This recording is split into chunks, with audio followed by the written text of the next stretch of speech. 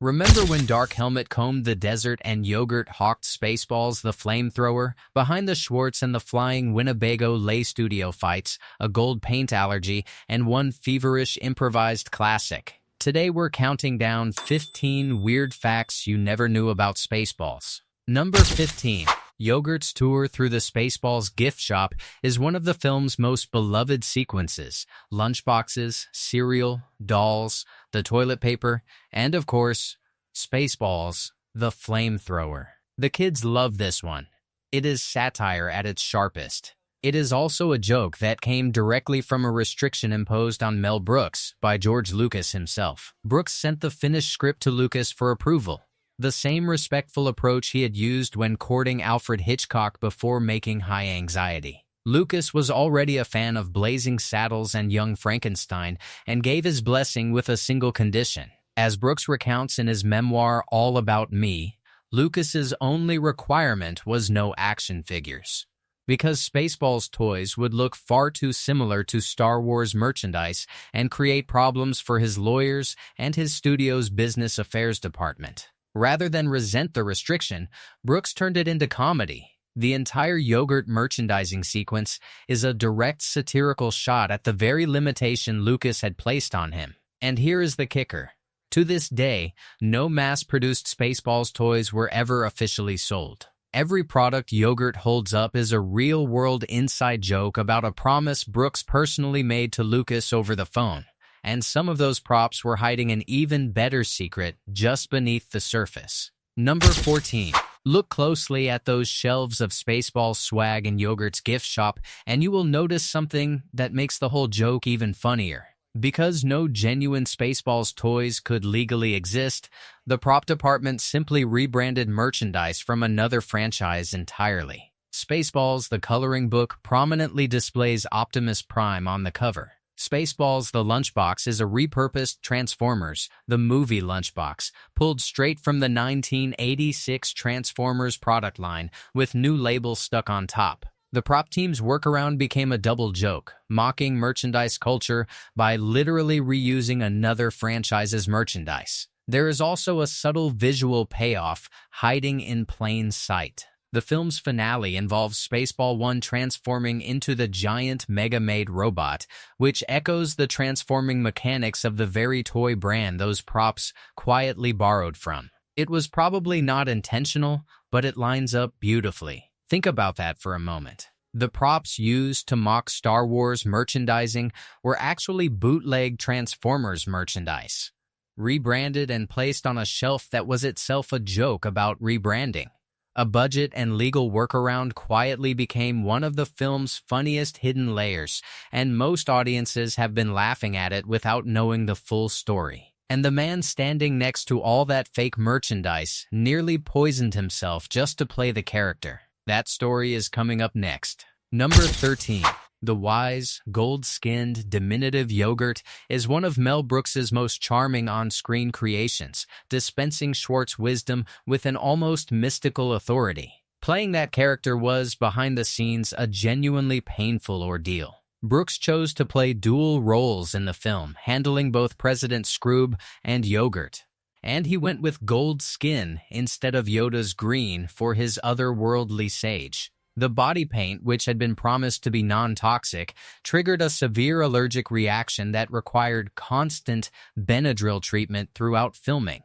In the DVD audio commentary, Brooks acknowledged that the rash forced most of Yogurt's scenes to be shot out of sequence because his skin kept reacting to the paint. He also performed the entire role on his knees in knee pads so he could appear shorter than every other cast member. It hurt constantly, he admitted, and yet he consistently said he loved playing Yogurt and considered the physical toll entirely worth every uncomfortable moment on screen. That serene, golden, almost beatific glow was masking a genuinely miserable, itchy ordeal happening just beneath the surface. It is one of those performances where the physical suffering of the actor is completely invisible in the finished film, and audiences have been blissfully unaware of it ever since. And while Brooks was suffering through his makeup, the casting search for the film's leading man had already hit two very famous dead ends. Number 12. Bill Pullman's roguish, good-natured Lone Star feels completely at home in the Spaceballs universe, casual enough to be funny, heroic enough to anchor the story. What most people don't know is that he was nowhere near Brooks's first choice for the role. Brooks pursued two of the hottest names in Hollywood at the time, and both turned him down. Tom Cruise said no. Tom Hanks said no. The film needed a lead, and the two biggest Toms available had both passed. Then Brooks and his wife, the legendary actress Anne Bancroft, caught Bill Pullman in a Los Angeles Theater Center stage production of Barabbas. At that point, Pullman had only a single prior film credit, a supporting role in Ruthless People. But Brooks saw exactly what he needed and made the offer on the spot. Pullman later observed that the presence of established comedy stars Rick Moranis and John Candy gave Brooks the freedom to take a chance on a relative unknown in the lead. He was right. Spaceballs effectively launched Pullman's film career, and the rest, as they say, is history. Independence Day came nearly a decade later. You are watching a future leading man in his very first headline role, cast almost entirely by accident after two of the biggest names in Hollywood had already walked away. His leading lady, meanwhile, had to be actively talked into accepting the film. Number 11. Princess Vespa's bratty glamour, her laser-singed hair, and her commitment to both vanity and valor make her one of the more underrated performances in the film. Daphne Zuniga was not initially enthusiastic about joining the project at all. Zuniga initially found Brooks's parody style too broad for her taste and was genuinely hesitant to sign on for the project at all. When she voiced her uncertainty to Brooks, explaining that she hadn't done much comedy, he responded with characteristic confidence. That could be a plus. He then laid out his core philosophy, that good comedy is played completely straight and the absurdity built all around you does all the heavy lifting. After working with him, she reversed her position entirely, describing Brooks as really perceptive and sensitive in ways that make actors respond. When it came time for the jail cell singing scene, Brooks offered to bring in a vocal double. Zuniga insisted she could handle it herself. She was right, and Brooks kept her take. Her deadpan commitment to the surrounding chaos is precisely why Princess Vespa works so well as a character. An actress who almost passed on the project entirely ended up delivering one of its most grounded and most consistently funny supporting performances across the entire film. And her robot companion's now iconic voice almost belonged to a completely different performer. Number 10. Dot Matrix's sarcasm, her "Can we talk?" opener, and her hilariously unnecessary virgin alarm are some of the film's most quotable moments. What most viewers don't realize is that the voice and the body on screen belong to two completely different performers. Mime artist Lorene Yarnell, one half of the famous mime duo Shields and Yarnell, physically performed inside the Dot Matrix robot costume. She was originally intended to voice the character as well, but when her vocal performance was reviewed in post-production, it simply wasn't working for the film. Brooks brought in Joan Rivers during post-production to dub all of Dot Matrix's dialogue, and Rivers opened the character's very first line with her own real-life stand-up catchphrase, "Can we talk?" The fit was so seamlessly natural that most audiences who saw the film simply assumed it had been the plan from the beginning. Meanwhile, Lorene Yarnell was earning every dollar she made on this film. While Rivers recorded comfortably in a studio, Yarnell was sweating inside that costume in the Arizona desert near Yuma. Daphne Zuniga remembered the crew opening the mask so she could breathe between takes, noting that Yarnell lost a lot of weight and she was tiny to start with. The voice and the body you are watching on screen belong to two completely different performers working in two very different climates, and the illusion is essentially perfect. And the villain's sidekick costume had it even worse than Yarnell did. Number 9. Pizza the Hut, the gleaming, greasy, cheese-oozing crime boss voiced by Dom DeLuise, is one of the most technically audacious visual gags in the film. Getting that character on screen turned into a genuine safety incident. The costume used real pepperoni, with pancake batter substituting for cheese, and an electrical heating element kept everything warm so it would photograph convincingly. The problem was that the wiring eventually overheated and began to smoke. The actor wearing the costume, Richard Caron, refused to continue under those conditions, and effects artist Rick Lazzarini stepped in to complete the on-camera role while DeLuise's voice was dubbed in later. DeLuise himself, a Brooks regular who appeared in 5 of his films and one of his closest friends, only ever voiced Pizza. He never wore the suit. Brooks would later say that DeLuise created so much joy and laughter on the set that you couldn't get your work done and would build in extra shooting days simply to account for the time lost to genuine laughter. The lovable, greasy menace audiences laugh at on screen was, for the people inside it, a literal fire hazard that eventually started smoking during a take. Not exactly ideal working conditions. And the hero's vehicle on the other side of the story was designed and built by someone with a very famous Hollywood resume attached to it. Number 8.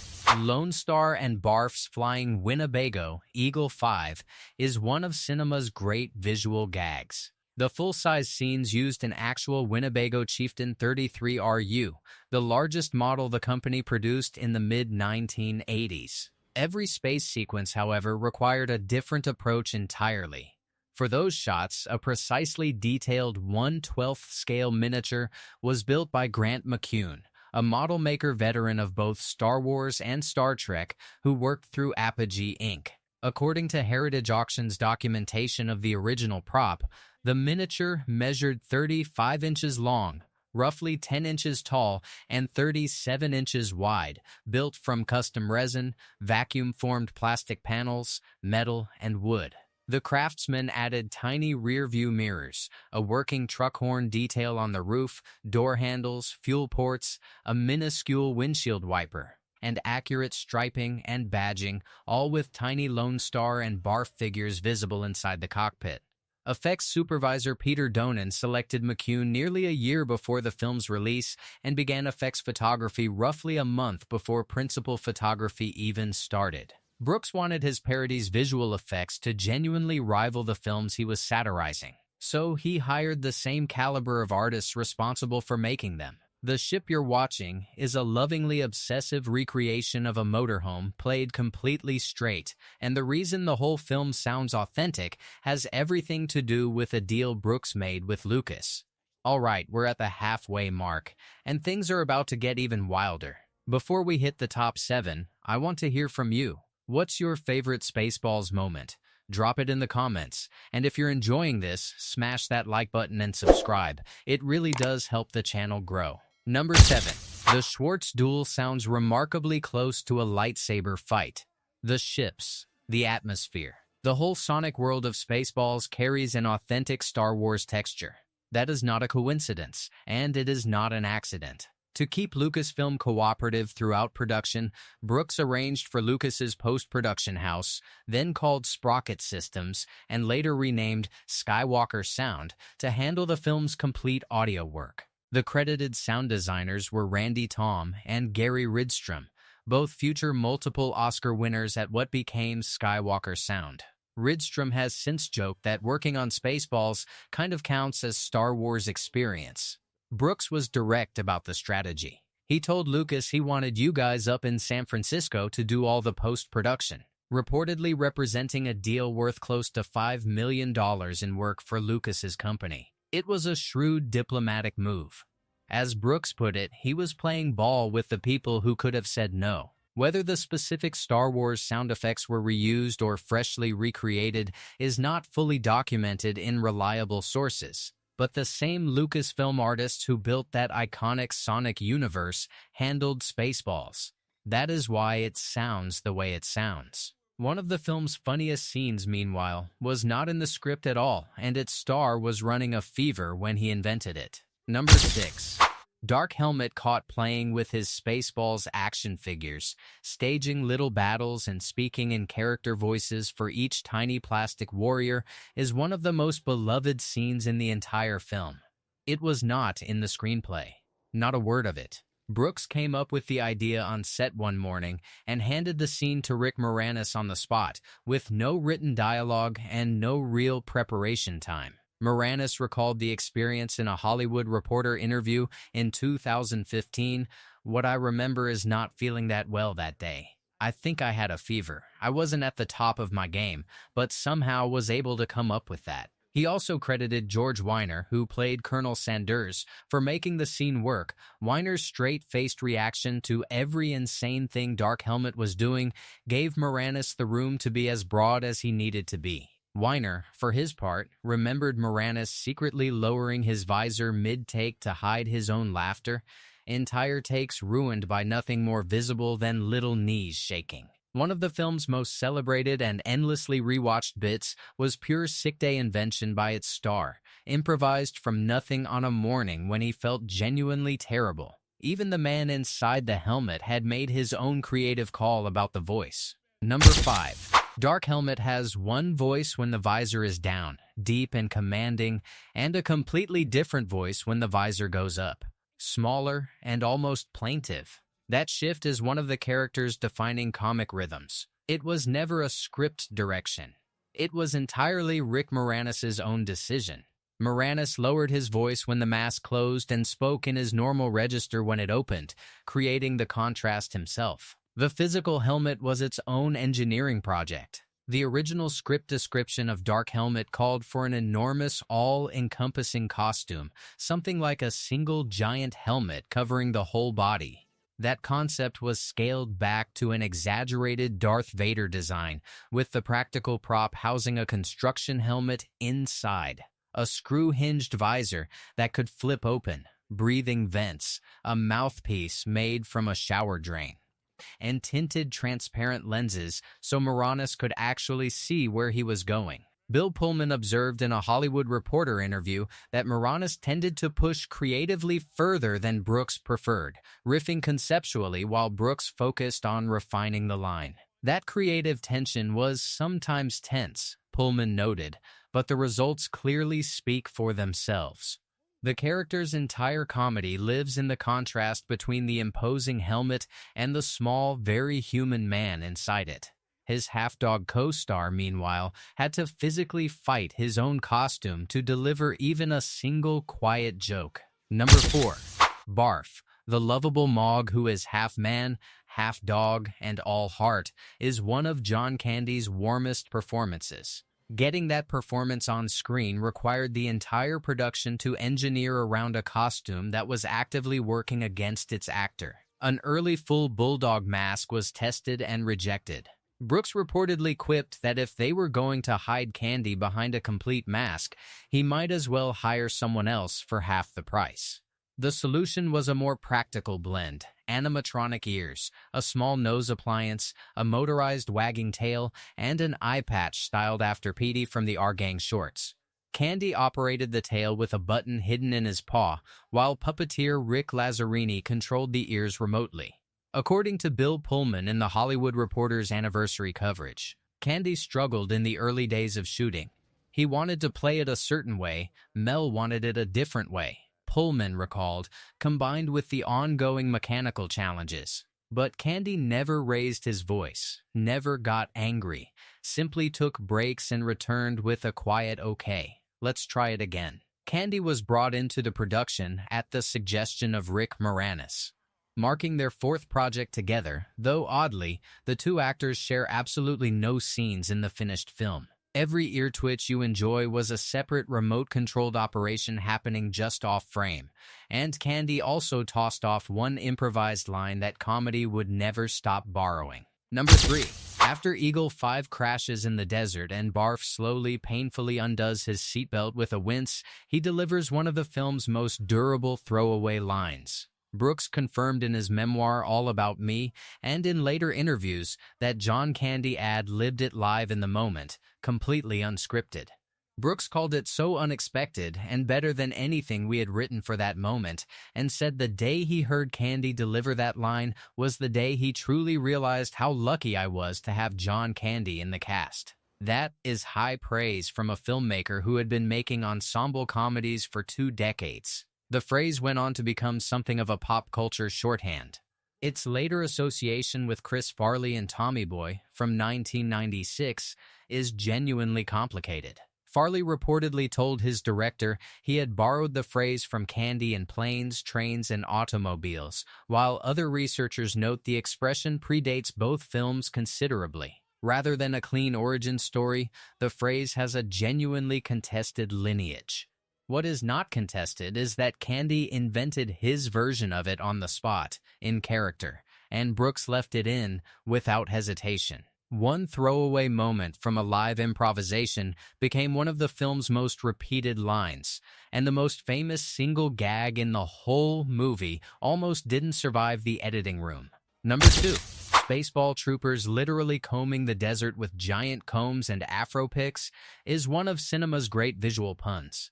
The disgruntled trooper who delivers the scene's punchline turned out to be a future icon of science fiction in his own right. The exasperated trooper was played by Tim Russ, years before he would become the Vulcan Tuvok on Star Trek, Voyager. Extras for the desert scene were drawn from a U.S. Marine base near Yuma, Arizona, where much of the outdoor filming took place. Russ told Cracked about the experience with considerable understatement. "It was 2 days' worth of work for me in 1986. It was a paycheck and some work. And then 25, 30 years later, people can't get enough of it. I only had 4 words." He also admitted that at the time he genuinely wasn't sure the moment would survive the final cut. "I was even wondering if it would stay in the movie," he said. "Often those bits get cut out for time. But as it turned out, it's become iconic." The more remarkable part, by his own admission, is that despite 7 years playing Tuvok on a beloved science fiction series, most people who recognize him on the street mention Spaceballs first. 4 words. 2 days. 30 years of recognition, and the most formally ambitious scene in the entire film was still waiting to reveal itself. Number 1. Dark Helmet and Colonel Sanders rent a VHS copy of the very movie we are watching in order to locate the heroes in real time. What the hell am I looking at? When does this happen in the movie? Now you're looking at now, sir. The villains fast forward through themselves until they catch up with themselves watching themselves, and the whole thing collapses into an infinite mirror of present moments. This was audacious in 1987, well before recursive meta-humor became a standard comic tool. Cinematographer Nick McLean, in a Newsweek interview for the film's 30th anniversary, recalled that Brooks was genuinely committed to breaking the fourth wall throughout production. During the Schwartz duel sequence, a camera deliberately pans to briefly reveal a second film camera in frame on purpose.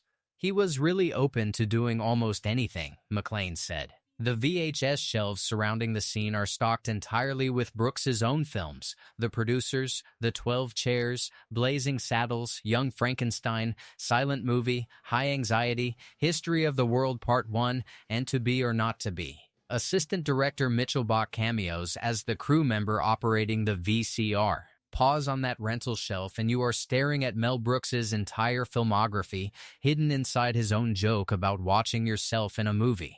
It is the most carefully designed laugh in a film full of them. And the fact that it exists at all comes down to a filmmaker who genuinely believed the silliest ideas deserved the most meticulous execution. Spaceballs overcame everything that could have stopped it. A no merchandise deal that became its funniest joke. A gold paint allergy that rerouted its shooting schedule. A burning villain costume. A lead actor discovered after 2 famous rejections, and a star inventing his greatest scene while running a fever on set.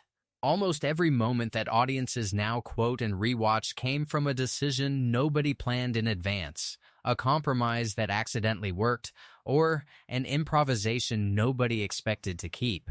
That is the real story behind the Schwartz. If this video surprised you, drop your favorite fact in the comments. Like, subscribe, and share this with someone who loves this movie as much as you do. And as always, may the Schwartz be with you. We'll see you next time.